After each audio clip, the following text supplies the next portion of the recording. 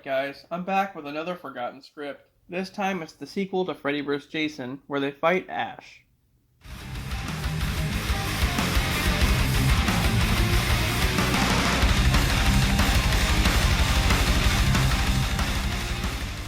The film starts off during winter time.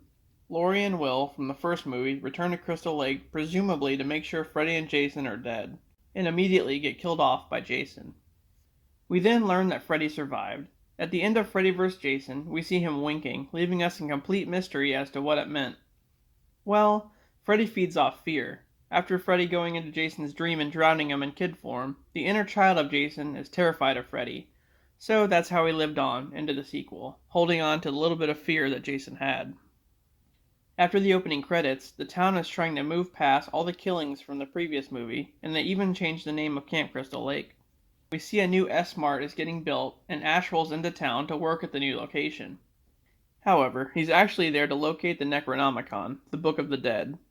A while later, Jason's dreaming again, and he's in Camp Crystal Lake in the 1970s.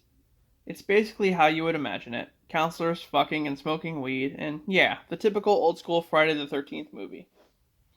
Anyway, he walks up on these two older people who are fucking, and they turn out to be Freddy and Pamela. Pamela then tells Jason to be free from Freddy, he needs to go to the Voorhees house, yes, the one from Jason Goes to Hell, and find the Necronomicon, which would in turn also resurrect Pamela. But obviously, Pamela's not real, it's Freddy in disguise manipulating Jason yet again. So Ash goes to the Voorhees house to search for the book. Meanwhile, a group of teens break in the house and party upstairs to celebrate the final days of Crystal Lake. Jason arrives at the house and kills off the teens as Ash finds the Necronomicon. This leads to Jason going to s-mart for whatever reason, probably following Ash there from the house. He walks in and starts killing off random shoppers, leading to him fighting Ash. It's a huge brawl. They beat the hell out of each other, trashing the store in the process. Then, we learn why Freddy is after the Necronomicon. He needs it to be just as powerful in reality than he is in the dream world. So after the fight at s-mart, Jason gets the book, and Freddy pretty much takes it from him. In exchange for helping him, Freddy gives Jason intelligence, and tells him the only way to get Pamela back is to kill Ash. A bit later on, Ash is sleeping and Freddy goes into his dream.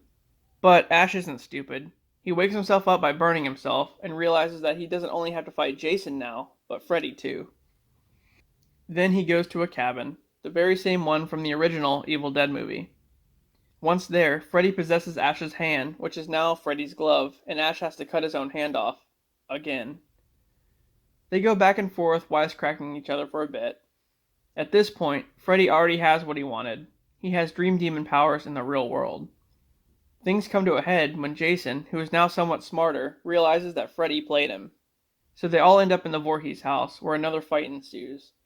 In the midst of the fight, Freddy uses the Necronomicon to resurrect all of Jason's past victims, who start attacking him. As this is going on, Ash and some other s-mart employees sift through the wreckage at the s-mart to gather weapons to fight the killers. Ash grabs a special chainsaw that he saw at the beginning of the movie. So during the fight at the Voorhees house, Jason gets his hand cut off and takes a page out of Ash's book, jamming a machete onto his arm, now wielding a machete hand. The fight leads out into Crystal Lake, which is iced over.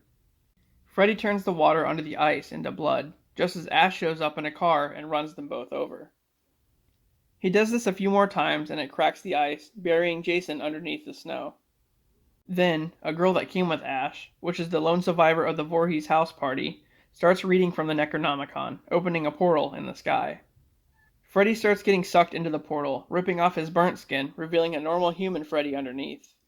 As Freddy resists, Ash walks up and shoots him point blank with a shotgun, sending him flying through the portal. The movie ends with Jason being buried under the ice as Ash goes on his way. The end. Well, it seems like a great concept. I mean, Ash would be the perfect counter for Freddy, I think. And Freddy, with the power of the Necronomicon, definitely deserves a movie. I mean, that would be crazy. However, it never happened. Mainly because New Line Cinema, who owns Freddy, didn't want Ash to kill Freddy off. So I guess we'll never see it. And it sucks too because Robert Englund was totally down to do it. Alright guys, well I hope you enjoyed this one, and I'll see you later.